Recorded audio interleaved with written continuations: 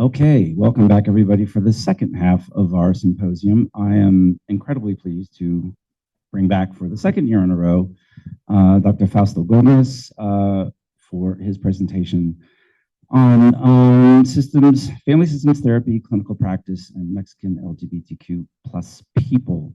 Dr. Gomez is a professor at Universidad Nacional Autónoma, see, I'm definitely not a native speaker, de Mexico, UNAM, and Ibero Torreon, another university here in Mexico City.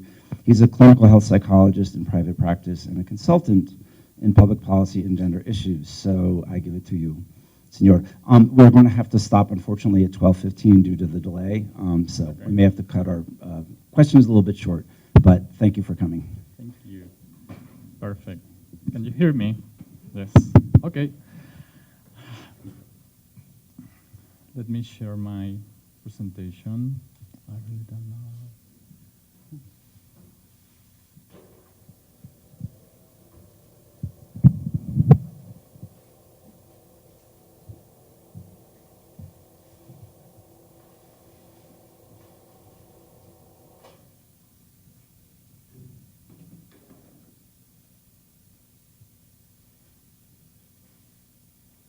Okay. I'm ready. Well, mi inglés no es muy bueno, así que voy a tener que hablarlo principalmente en español. Así que les agradezco la paciencia. Bien, pues el tema que les voy a presentar tiene que ver con un proyecto de investigación que estamos llevando a cabo no solamente en la UNAM, sino que en otras universidades del país, incluso ya en el Instituto Nacional de Psiquiatría Ramón de la Fuente Muñiz, que es un instituto el más relevante del país, que se dedica a la implementación de políticas públicas en salud mental. Entonces, de ahí que voy a retomar algunos elementos importantes para hablar de las barreras, primero al acceso a los servicios de salud mental, para después irlos centrando a una práctica en terapia familiar sistémica, pero desde la construcción de evidencia científica, porque como contexto deben de saber que México lamentablemente ha hecho que su práctica y su formación en terapia familiar se convirtiera más como en un producto comercial que en una política pública. Eso hace, evidentemente, que se generen una serie de sesgos con respecto a la población a la cual está enfocada, porque una política pública va a estar recolectando una serie de evidencias para mejorar el servicio de salud mental, ¿no? Entonces, lamentablemente hay esos sesgos porque obedecen a condiciones estructurales distintas, ¿no? Además de que mucho del servicio fue contemplado principalmente para familias cis, heterosexuales de clase media alta, ¿no? Entonces, las primeras barreras que vamos a notar en México, sobre todo citando este estudio y evidentemente refiriéndome a unas diapositivas que compartió la doctora María Elena Medina Mora, quien fue directora del Instituto Nacional de Psiquiatría, así como es directora actual de la Facultad de Psicología de la UNAM.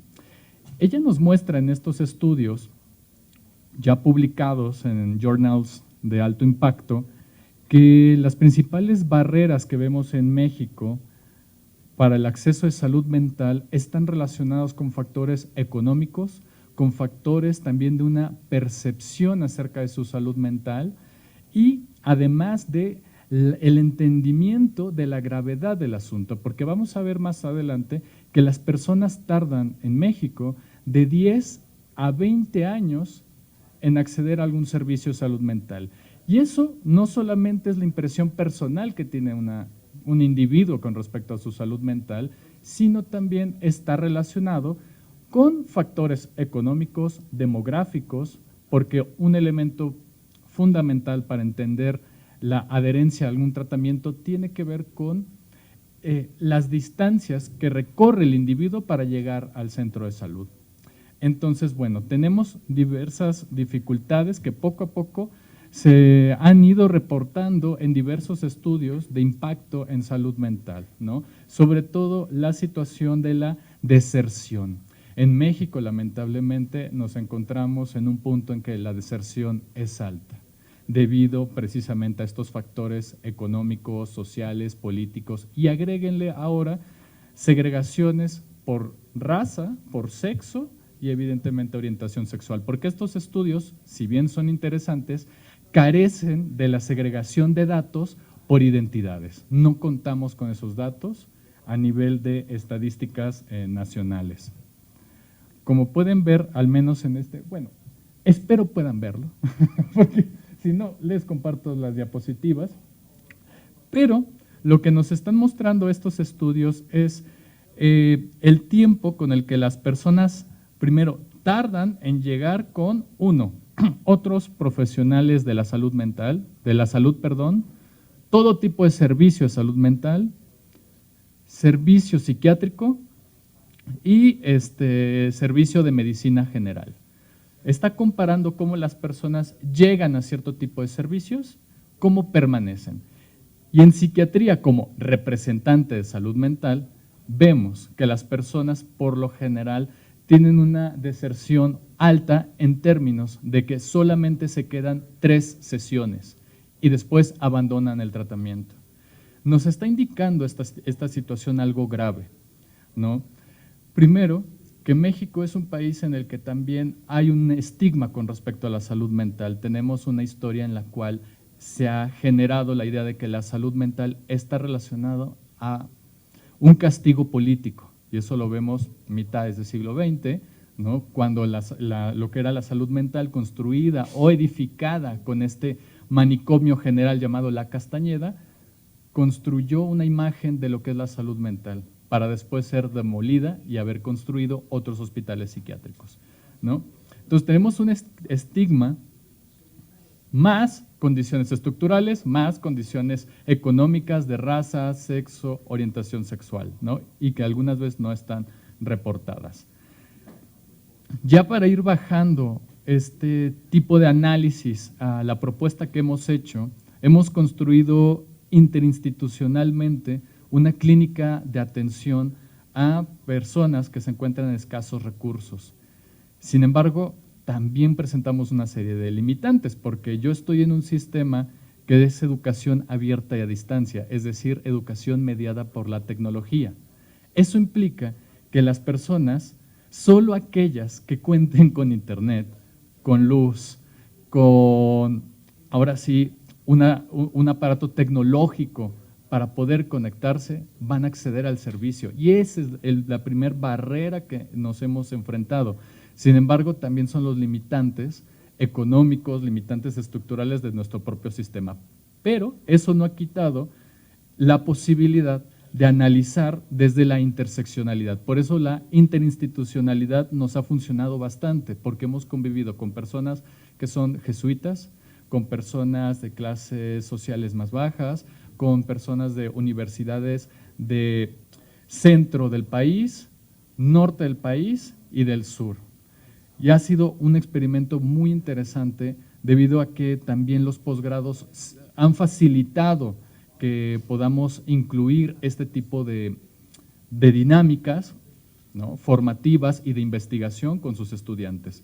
Y aquí, en los 2 estudios que aparecen ahí, tratamos de reconocer varias cosas. Una de ellas son las barreras que imposibilitan, uno, a hombres y mujeres en general acceder al servicio de salud. Luego, agregamos otras barreras ya para tener nuestra base sólida y poder cuestionar cómo están llegando las poblaciones LGBT, por ejemplo, a los servicios de salud. Y entonces, en estos estudios han mostrado que el personal de salud no está capacitado, ni siquiera sabe que existimos. Ni siquiera conocen las siglas básicas para poder comprender actos que vamos a llamar análisis descriptivos de las identidades, para después llegar a un punto prescriptivo, saber cómo prescribir algo a alguien de cierta identidad. Se han publicado una serie de protocolos, pero no han sido suficientes. De hecho, hace 2 días, yo soy profesor de posgrado en medicina familiar por parte de la UNAM, y justo con mis estudiantes de medicina familiar, yo pensé que podía trabajar temas más de la prescripción, es decir, temas de cómo tienes que trabajar con una infancia trans, cómo puedes trabajar tú con una mujer lesbiana, cómo puedes trabajar tú con un hombre gay, cómo puedes trabajar tú con una persona no binaria, pero no sabían las siglas básicas. Me está diciendo que en todo el programa formativo nunca lo ven. Y ese es uno de los temas también trabajados en estas investigaciones que muestran nuevamente que cuando estamos hablando de acceso al servicio de salud, también estamos hablando de programa formativo, van junto con pegado. Entonces, hay un modelo muy interesante que se llama precisamente Tanahashi, y el modelo Tanahashi nos ofrece una serie de categorías para poder evaluar el acceso a un servicio de salud de manera eficiente. Sin embargo, no está contemplando a poblaciones LGBT, ni poblaciones que viven una condición racial. Entonces, estamos viendo también que hay estas dificultades para poder incluir en los servicios este tipo de temas, porque nuevamente la interpretación biológica va a ser nuestro gran limitante. Ahora, cuando hacemos investigación también estamos buscando, o al menos eso ya es una regla a nivel federal, que quienes hacemos investigación tenemos que tener una remuneración social. Es decir, esta investigación no se queda solamente en señalar estadísticas, sino que en brindar un servicio en el que incluyan estos 4 elementos. Aceptabilidad del servicio.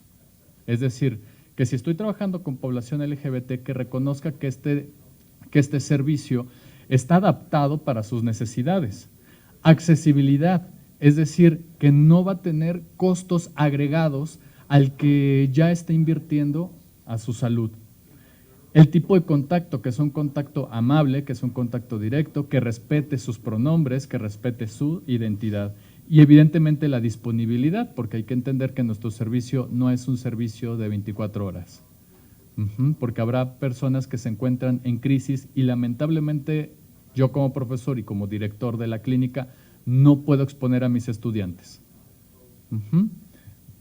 Entonces, estos elementos han demostrado, al menos en algunos países de América Latina, que si bien al momento de que las personas acceden a un servicio, lamentablemente van abandonándolo y tenemos que evitar eso, evitar que las personas abandonen. Y una de las hipótesis que surge ante este tipo de respuestas de las poblaciones en el abandono del servicio de salud mental es la calidad formativa con la que se encuentran estos profesionales de la salud mental.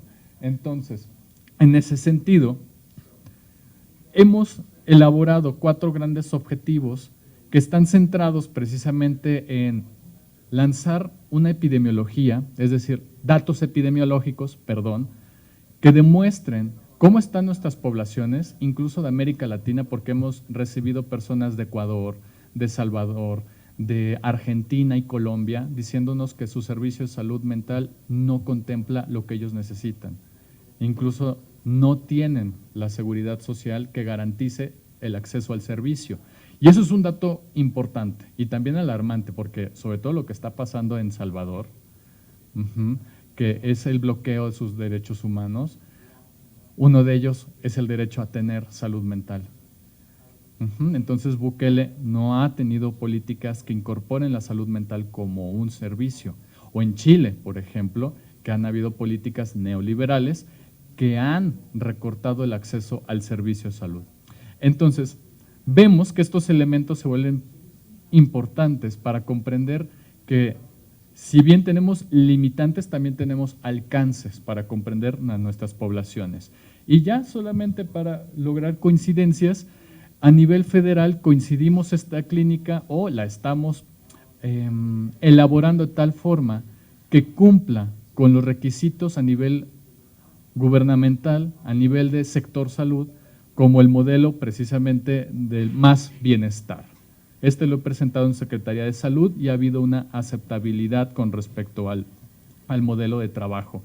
Ahora, cuando ya hablamos de la parte formativa y los objetivos a los que queremos llegar en esta investigación, cuando hablamos de políticas de salud mental que agreguen la perspectiva de género con un enfoque de derechos humanos, también tenemos que hacer las metodologías que cumplan con estos requisitos. Entonces, trabajamos con 3 tipos de indicadores. Indicadores de entrada, de proceso y de salida. ¿Qué significa esto? De entrada, tenemos que saber nuestra población qué es lo que necesita, qué es lo que están sufriendo a nivel mental. En el proceso tiene que ver precisamente con cómo las personas están recibiendo el servicio. Y no sé si en México habrán escuchado, yo creo que sí, la violencia obstétrica. Roberto Castro, que en algún momento de mi formación fue mi profesor, Roberto Castro mostró una metodología desde la etnografía para poder precisamente revisar cómo era la relación entre médico y paciente. Y evidentemente entorno. Entonces nosotros estamos implementando en los procesos formativos una serie de etnografías para revisar cómo es la dinámica entre el supervisor con el supervisado y evidentemente cómo el supervisado, que es el terapeuta, tiene una relación con él o la consultante. Y eso ha sido muy interesante, porque hemos visto una relación de 3, por eso se cumple este factor de ser sistémico, en términos de que estamos analizando las relaciones que se establecen en el sector salud. Y evidentemente de salida tiene que ver con lo que anotan en los expedientes las y los terapeutas. Entonces, estos 3 procesos han sido revisados y precisamente le doy gracias a la doctora Claudia Astudillo del Instituto Nacional de Psiquiatría, que nos ha ido acompañando precisamente en la revisión de este tipo de investigaciones. Entonces, ¿qué es lo que hemos investigado? ¿Qué resultados hemos visto? Primero que nada, que es un servicio, particularmente salud mental, un servicio feminizado. Principalmente las mujeres buscan ayuda a nivel de salud mental. ¿Qué significa esto? Estoy hablando desde género y lo femenino, no algo anclado evidentemente a la biología como si fuese una esencia, porque hemos visto que hay mujeres trans solicitando el servicio o hombres gays que se asumen desde una identidad femenina. Entonces, ese es el punto importante que quiero aclarar, aunque el dato aquí nos arroje principalmente son mujeres cis heterosexuales las que han solicitado el servicio, no quita que haga ese tipo de aclaraciones. Cuando doy la materia de metodología de la investigación, me gusta hacer este tipo de dinámica en términos de, hay que entender los siguientes elementos. Yo puedo tener el dato bruto que me está diciendo tanta población asistió, por ejemplo, en este caso, en 3 años tuvimos 97 solicitudes. Al día de hoy ya tenemos más de 120, pero bueno. Estas 97 solicitudes es el dato bruto. Necesitamos segregarlo por raza, género, orientación sexual, para comprender si estamos alcanzando a las poblaciones objetivo. Entonces, es por eso que es importante que nuestros datos los segreguemos, por ejemplo, aquí ya lo marcamos como cis femenino, cis masculino, mujer trans, hombre trans, persona no binaria, y que incluso, aunque no tengamos poblaciones tan grandes que están solicitando el servicio, y yo tengo que aplicar una intervención estadística de mis datos donde solamente me permite, digamos, grupos de más de 10 personas y que lamentablemente la población LGBT no llegan a ser más de 10 personas, yo tengo que aclarar ese dato al momento de que estoy reportando estos resultados, porque lo contrario, claro que se puede interpretar como un gesto de exclusión, porque no le estoy aclarando a quien me está leyendo qué proceso estadístico estoy haciendo y que no tiene que ver con una acción de discriminación, sino que un análisis progresivo de los datos. Entonces, eso es algo que quiero que tengan muy presente. Ahora, estos datos coinciden con investigaciones que ya se han hecho con respecto a la salud mental desde un análisis de género, entendiendo que, nuevamente, son las mujeres quienes más asisten a estos servicios cis heterosexuales. Ahora, tenemos que ver cuánto están ganando estas personas. Lamentablemente ganan menos de 2 salarios mínimos. ¿Qué significa eso? Menos de 2,000 pesos al mes. Hagan la conversión en dólares. O sea, claro que es muy poco lo que están ganando estas personas.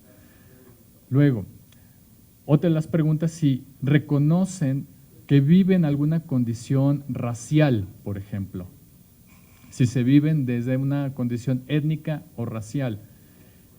Y es interesante porque hay personas que no saben cómo responder a esta pregunta, porque hay una opción que dice no estoy seguro o no lo sé, pero eso también es un dato que nos indica que históricamente la colonialidad ha imposibilitado que las personas tengan una reflexión con respecto a sus propios orígenes, porque todo lo han visto, digamos, blanquealizado, pues, ¿no? Entonces, es muy importante tener en cuenta ese tipo de respuestas porque me está diciendo que son principalmente mujeres, que se viven desde una identidad femenina, son principalmente heterosexuales, con ingresos bajos y que no saben si realmente coinciden con alguna identidad racial, porque también me está diciendo una condición también educativa.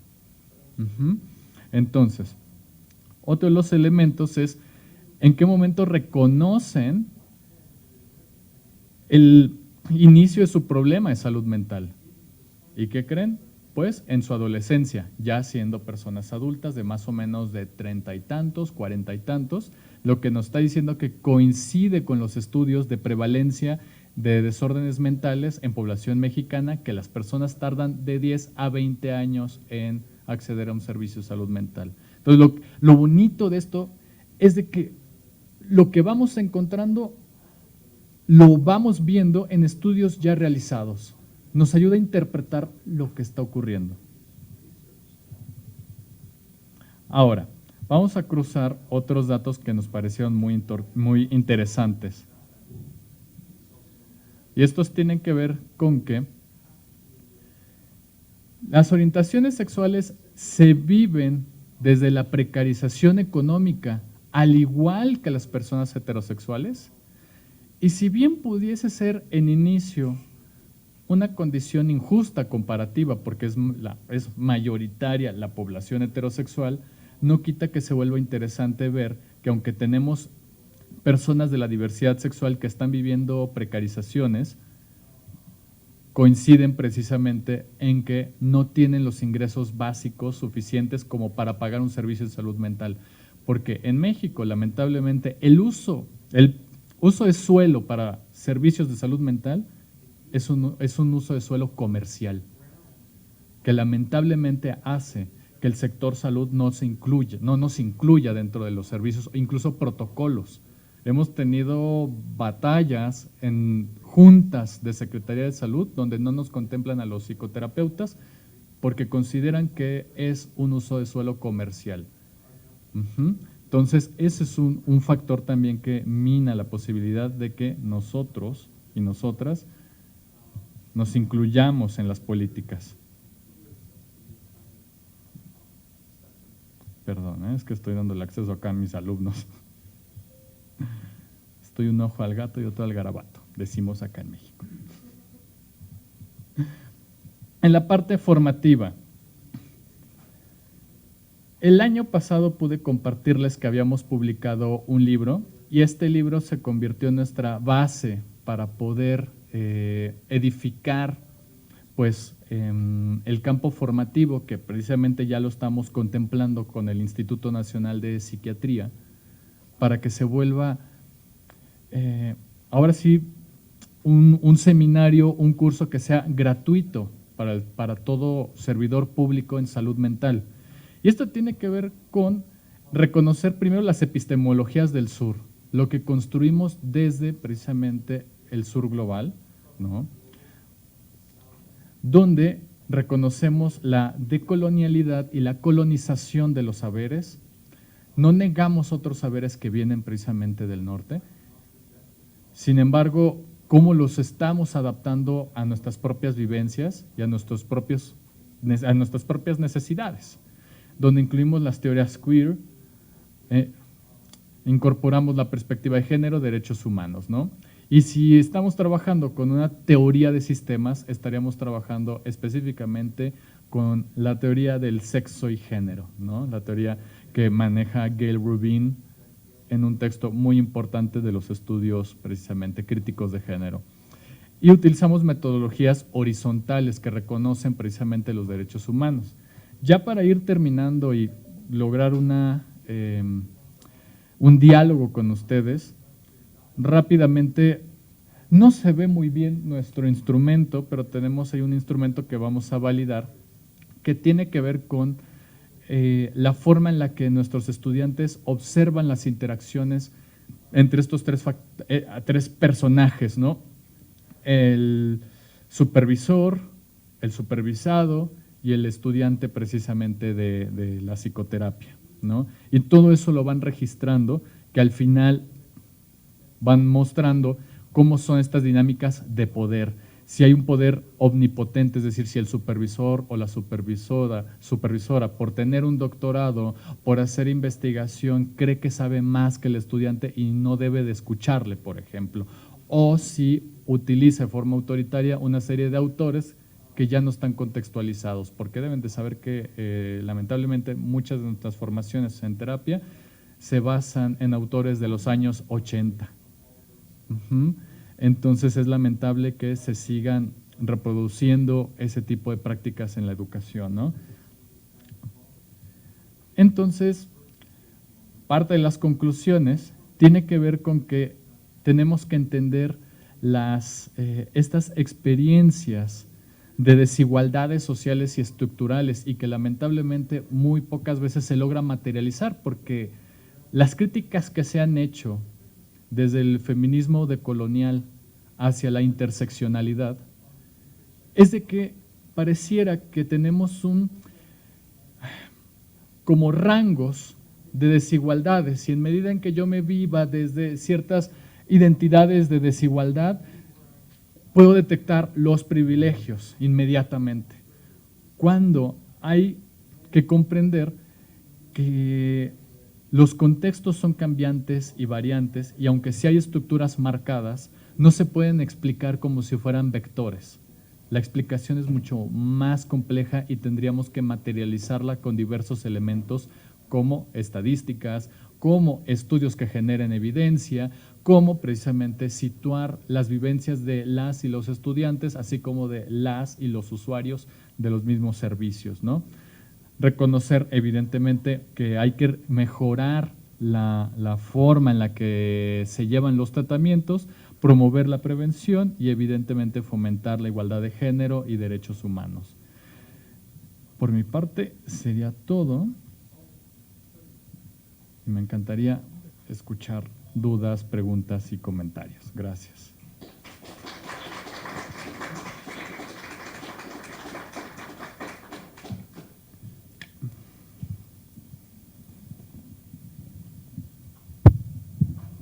Hello, hello.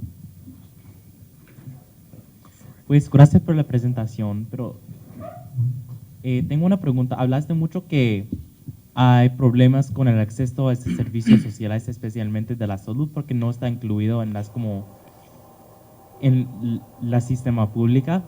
Pues entiendo, pero yo entiendo que los recursos son muy limitados. Entonces, en tu opinión, ¿cómo podemos usar los recursos que ya existen o podemos agregar? What? Oh, I'll just do it in English. Sorry. Don't worry. But because the resources are already limited in the health system, what do you think is the most effective way that we can use those limited resources in order to kind of use in order to treat underserved populations that are already having issues with accessing the public health system? Okay. Let me think about that, because we have the resources, but the very big problem with the mental health in Mexico is the accessibility, because the persons think about more the economic issues and the physical health than the mental health. This is a very big problem because we don't have the education for the importance for the mental health. So maybe the first problem is that. Voy a ampliar un poco la idea ahora en español. Que una de las cosas, sí, claro, es la educación, como lo había dicho. Sin embargo, el problema real es de que a veces dejamos todos los problemas estructurales en la falta de educación, pero tiene que ver con la parte de nivel de pobreza, el acceso a la misma información, la capacidad de leer. Entonces, tenemos grandes limitantes ante eso. Sin embargo, se han hecho pequeñas acciones, como por ejemplo la salud mental comunitaria, que en algunas universidades se tiene, ¿no? Por ejemplo, hace poco me habían invitado en la Universidad Iberoamericana de la Ciudad de México, me habían invitado a dirigir un centro comunitario en la parte específica de salud mental. Sin embargo, pues si hubiera dicho que sí, no estaría yo acá, pues porque es un gran trabajo, entonces renuncié a la posibilidad, porque también tenemos grandes cosas que hacer con ese tipo de elementos, ¿no? Y también asumo que yo estoy más en la parte de investigación, formación, que en la aplicación con la comunidad. Pero hay que reconocer que todas las universidades que tengan un servicio comunitario contribuyen, y en medida en que contribuyen tendrían que ser reconocidas ante el sector salud, ¿no? Y tener recursos económicos, porque sí, es lamentable. El PIB, que es el Producto Interno Bruto destinado a salud mental, en México es solamente del 2%. Del 6%, que es para salud en general, entonces es nada. Entonces sí se traduce a cuestiones económicas, hacemos lo que podemos con lo que tenemos y esperamos que la política pública que se está generando actualmente contemple ya la salud mental. No sé si respondo a tu pregunta. Sí, entiendo. ¿Me escuchas? Okay. Bueno, entiendo. Un comentario más, que también yo soy de un país desarrollando y tenemos un sistema público también, pero si tú dices que nosotros necesitamos recursos para la salud mental, dicen que tenemos diabéticos, tenemos ciegos, tenemos viejitos, que tenemos que cuidar a ellos. Es muy difícil cambiar como la mentalidad de salud física contra la salud mental, porque las personas que están haciendo esas decisiones de cómo dar los recursos, ellos ya tienen la mentalidad que lo más importante es la físico, pero mental es muy importante también. Es muy difícil cambiar, no quieren cambiar, pues entonces entiendo. Claro. El logro aquí, y por eso sacó la banderita gay y de todo, tiene que ver con que el Instituto Nacional de Psiquiatría nos está apoyando precisamente en este proyecto, porque desde ahí sale la política pública rectora para el sistema de salud, en salud mental en todo México. Entonces, la verdad es una super oportunidad y vamos poco a poco. We need to be patient. Gracias. A ti. Access to care aside, what are your main suggestions for incorporating your findings into clinical practice? Okay. Well, I think about that a lot, because sometimes I'm so near to the activists, but sometimes these persons doesn't care or doesn't understand all the things we have, for example. So that we're so complicated because we need to talk with all the actors who wants to get the mental health in the public way, for example. So we just try to find the way to get all the access with these services. So solamente podría decir eso. Intentamos. Otra idea que pudiera complementar es de que Al momento de hacer este ejercicio interinstitucional, estamos empujando cada vez más a la política pública, porque no nos quedamos únicamente a nivel local, lo que podría decir mi universidad, sino que coincide la Universidad del Norte, como por ejemplo Baja California, o la universidad, ahorita que estamos colaborando con gente que está en Yucatán, que son activistas de salud mental allá. Entonces, por eso, a eso es a lo que me refiero con estar tratando de conectar con muchas personas y luego irnos con quien pudiera validar todo esto que estamos captando con estos actores, ¿no? Entonces, principalmente sería eso, ¿no? No estamos cerrando a nada, pero también somos cuidadosas y cuidadosos con quien nos acercamos, porque luego los activistas tienen otras necesidades y otros objetivos. Y entonces también ahí tendríamos que ver en qué momento podemos dialogar con ellos y con quién mejor nos acercamos más con temas de salud mental. Gracias. A ti. More questions? More questions.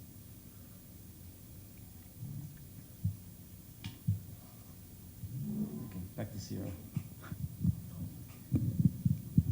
Hi. Hi. How frequently do you encounter other healthcare professionals who overlook diverse perspectives and contextual factors in patients' daily lives? And as a psychologist, how do you address this factor? Wow, it's a very good questions. Great question, because we just talk a lot with psychiatrists, social workers, and other psychologists, but we have this bias about only mental health, only psychiatrists, only psychologists.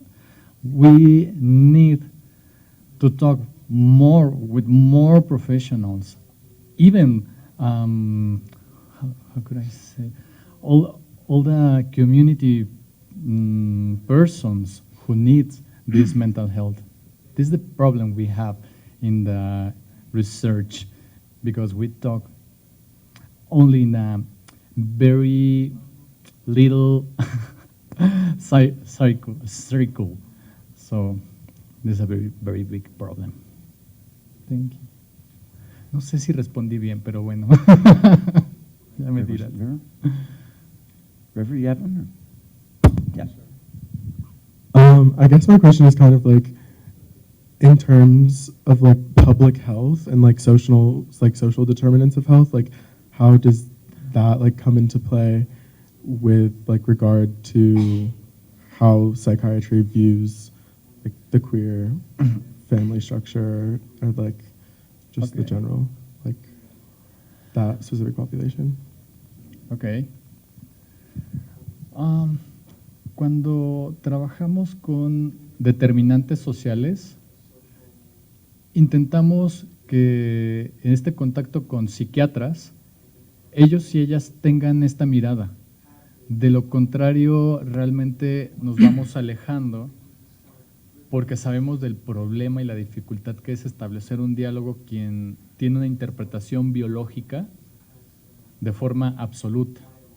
Entonces tratamos precisamente de conectar siempre con personas que tengan una formación relacionada con determinantes sociales, que sepa de interseccionalidad, que conozca teorías feministas, teorías queer. Entonces tratamos de cuidar mucho quiénes son nuestras aliadas y aliados.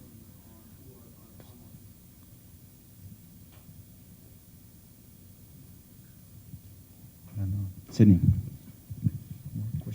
What specific type of treatment approaches have you found most beneficial for queer Okay. people in general and in Mexico and Latin America? Okay. We just find two types of benefits for this community. For example, we have students who wants to research about their own community. For example, we have psychotherapists who live in this no binary way. So we have this kind of students and we have this kind of patients, and the relationship in this kind of therapy, it's so good for both, because they find some connection about this kind of identity. So I could say that. Se me acaban las palabras. Entonces, por un lado, hemos tenido estudiantes que hacen investigación sobre estas poblaciones, sobre sus propias identidades, encuentran que es necesario traducir todo el parámetro de la terapia a algo que sea amable para sus propias vivencias y sus propias necesidades. Incluso nos han dicho, es que no encontramos un lugar donde yo pudiera aperturar mi identidad sin que el profesor o la profesora me utilice como ejemplo de inclusión y diversidad de la universidad, ¿no? Entonces, ese es un elemento que hemos encontrado y es muy importante también resaltar, porque nos basamos también en éticas feministas, como por ejemplo Martha Minow, quien ella dice que una política de inclusión, si bien tiene que reconocer las diferencias que habitan un espacio, no hacer de la diferencia el ejemplo a señalar continuamente, porque eso también es un acto de discriminación. Ah, tú porque eres no binario, a ver, dinos siempre. O tú, haz lo tuyo porque eres no binario, dilo, ¿no? Entonces, eso es un tipo de discriminación también.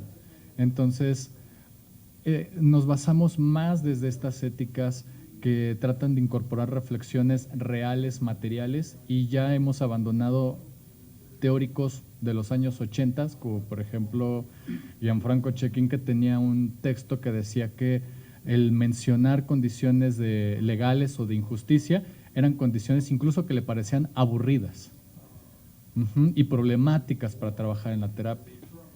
Desde el feminismo y desde teóricas feministas como Martha Minow o Martha Nussbaum, pues tendríamos una serie de cuestiones a hacerle a ese autor que tiene una época, pero tendríamos que actualizarlo. Entonces, por eso trabajamos mucho desde ese lugar, ¿no? Para que las personas no se sientan incluidas nomás porque todo el tiempo tiene que decir que es gay o que es lesbiana, que es… A ver, no. Sí señalamos la diferencia, pero la diferencia no tiene que hacerse presente todo el tiempo, porque eso es discriminante también.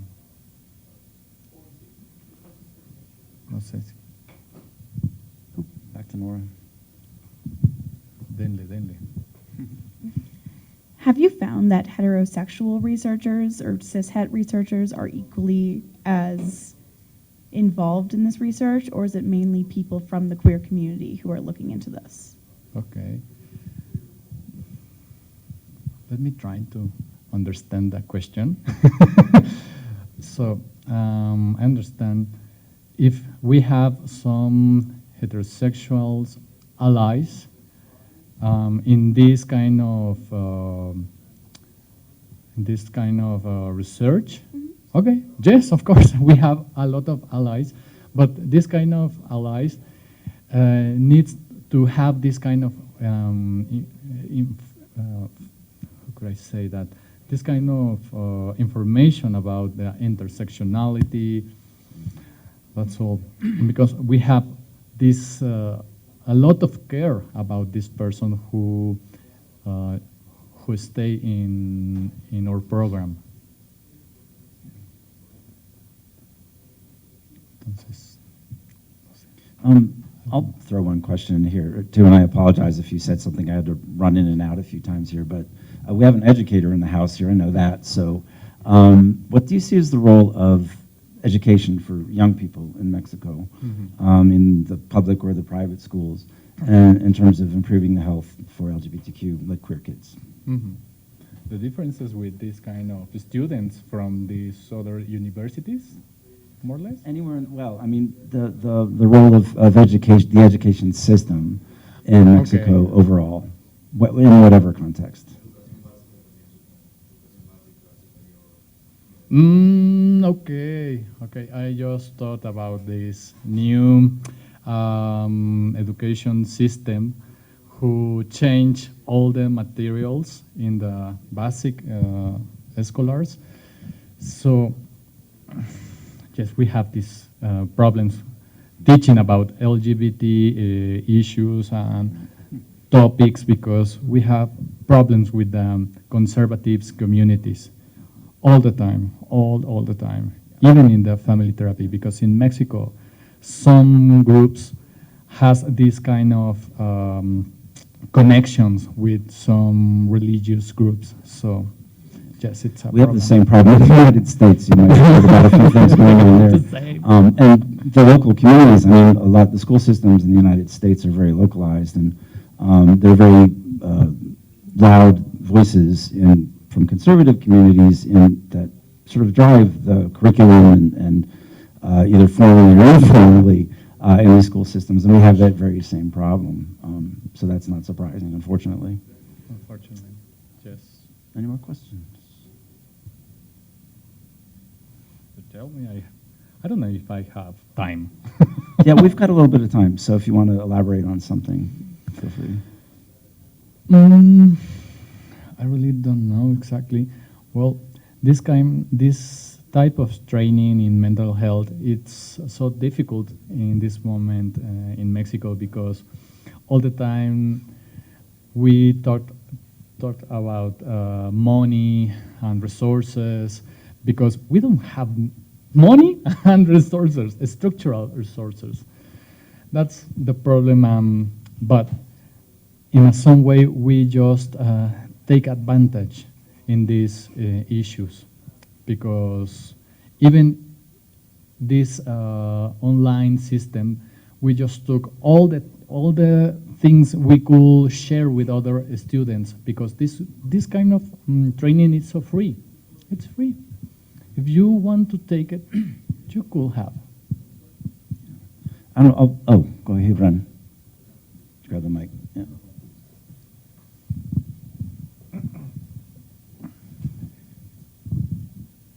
Tengo entendido que estás o has trabajado con algunas universidades en los Estados Unidos como en rol de colaboración o trabajar en ciertos proyectos en conjunto, ¿no? Y quería preguntarte si en estas colaboraciones has encontrado que algunas prácticas, teorías, modelos, políticas que se ponen en práctica en los Estados Unidos que han sido aplicables en el contexto mexicano o si has observado que hay áreas de oportunidad también en el aspecto de qué es lo que se está haciendo en Estados Unidos y demás. Quería ver si puedes hablar un poquillo de ello. Sí. Hemos trabajado con la Universidad de Georgia. De hecho, mi coautora es de la Universidad de Georgia. Ella trabaja con todo el tema de migración.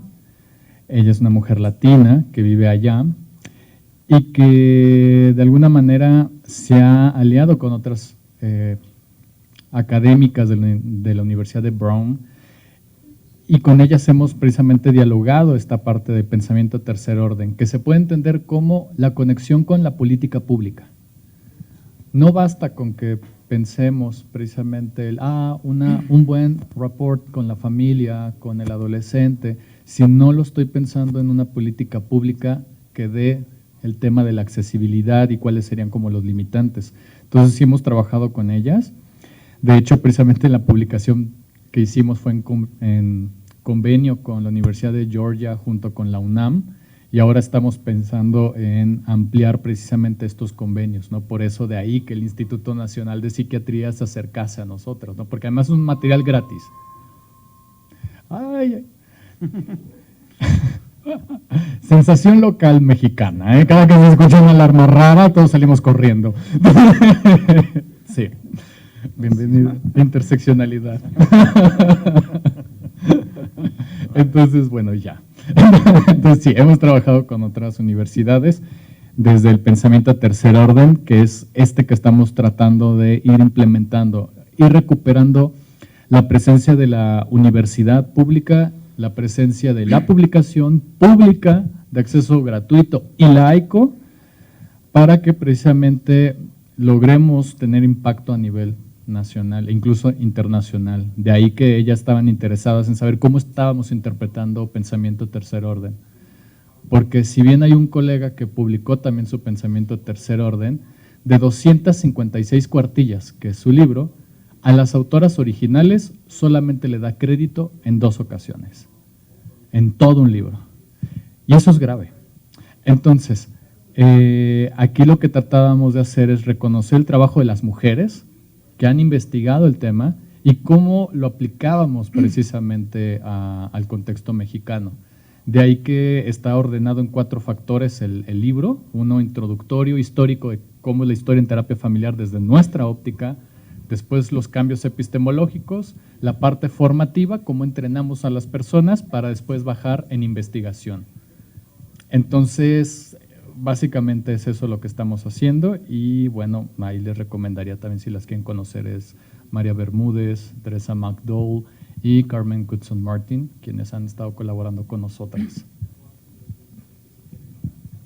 I'll just point out that, well, you mentioned earlier about lack of resources and money to, Yes. fund these We are poor. health programs. In our panel earlier, and I don't think you were here at that point, but our first presenter talked about 2 separate Mexican national government projects on good data collection, very specifically about sexual orientation and gender identity, far deeper, including qualitative research and interviews that on a large scale that go much deeper than anything we do in the United States, and with far greater resources in the U.S., obviously. And we haven't done anything, to me, that I've seen at that scale, at least, with federal government dollars to do that sort of data collection. And I was actually, quite impressed. So I think this is more of a comment than a question, but I think Mexico has done a pretty good job, at least in terms of collecting some data. I know it's sad, with the U.S. should be doing much, much, much better. And everything we have about the data collection we do in the United States is so politicized. And I've seen the process in terms of how do we change the surveys and what can we include and what can we not include? It's so politicized.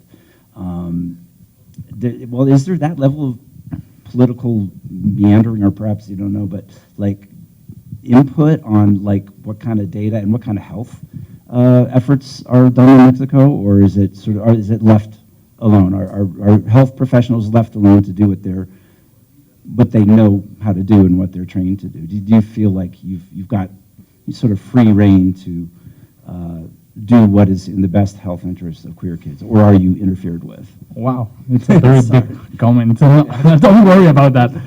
Just think about that. For example, we have some little big victories in the university because the politics in the university are so strict with the hours. We have teachers, for example. In this moment, I have the health time in the university. That means I could have more resources for research and this kind of training in mental health, for example. So we have a lot of troubles with the money, but in this moment, it's a very good moment to continue this kind of researches because I have more time in the university. That's it's a lot of work and it's so difficult. But the other topic, remind me, please. Well, I mean, I guess the main thing I was interested in is, are you left alone to do what is in the best interest of children in health? Do you feel like you can do what you need to do with academic integrity without being, directed as to, you can't study that or you can't do this because of religious reasons or other political people interfering with your work? Okay, with the children's? Oh. Yeah. Okay, I understand. We don't work with children's. It's a shame, but it's a legal topic. Yeah. Okay. We have this kind of troubles. Yeah. Well, in some way, when we just work with the trans youth, we just talk with the parents and the friends, but it's a little difficult sometimes. But because we have in the clinic, how could I say that? A legal psychologist who's guide us in all the legal way. So we have these issues. Yeah. So yeah, the answer is yes, you are interfered or not allowed to go in certain spaces.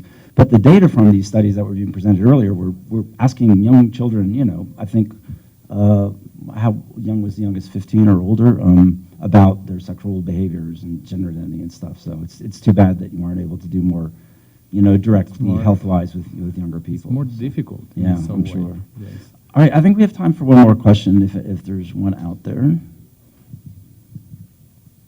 Or comments. What's the best thing about your job? There you go. That's a nice way to end. Thank you. It's a short question, but very big. I really love research. I really love research, training, and teaching. I really love these three types. Really, really love. Great. Well, thank you, Fausto. I appreciate you coming back again. Thank you. Yeah. Thank you. Good, and we're even wrapping it up on time. So for everyone who's watching on the live stream or recorded later, thank you for your time and attention. For everyone in the class, we are going to be meeting, so we've got about a little more than an hour and a half to go get some food, take a little break, whatever. The bus that we will meet out in front of the hotel to go to Casa Azul is at 1:30 is when we will leave, and we're touring Casa Azul at 2:30, so I think we're in good shape on time. So thank you. We're looking forward to third year of doing this next year here at ULA. Thank you, Fausto. Thank you. Yay.